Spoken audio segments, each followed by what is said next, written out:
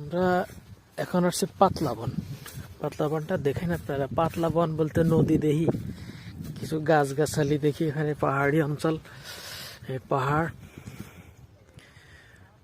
পাহাড়ের সাইডে সব গারো জাতিরা বসবাস করে। হচ্ছে পাতলা বন। ভিডিও করে এই সম্ভবত গাছগুলোকে বুঝাইলো। এই যে এখানে পাহাড় আছে, এটা এই পাহাড়ের সাথে গাছ, অনেক গাছগাছালি। আর এই ওই পাশ যে পতাকা দেওয়াটা সাথে ওটা ইন্ডিয়া, আর পতাকার পাশ বাংলাদেশ। আর পাতলা নদী, পাতলা বন, তার সাথে আছি আমি, আমার সাথে আছে রকি। আমরা এই যে নেমে গেছে রকি অলরেডি।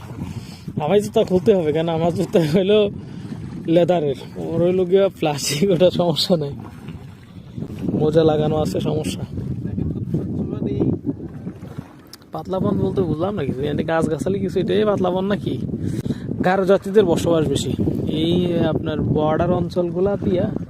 সব থেকে যে গারো জাতি, এটা সম্ভবত সিলেট এরিয়ার মধ্যেই, সুনামগঞ্জ, সিলেট, নেত্রকোনা, এই হবিগঞ্জ, এই সাইডগুলোতে গারো জাতিদের বসবাস বেশি, বর্ডার সাইডে, বাংলাদেশ ভারত বর্ডার সাইডে। আমি একটু নামবো, এখন আমিও নামবো। সকি নামছে, এই যে আমিও নামি। পাহাড়ের একদম স্বচ্ছ পানি, কত সুন্দর।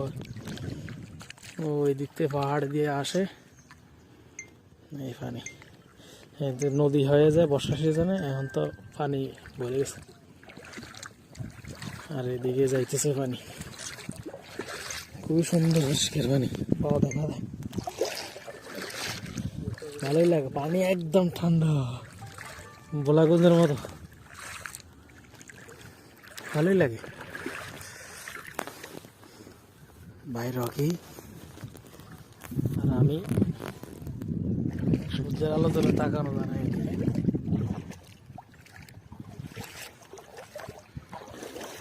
মন ভালোর জন্য এরকম জায়গায় আসতে হয়, মাঝে মধ্যে আসলে ভালো লাগে।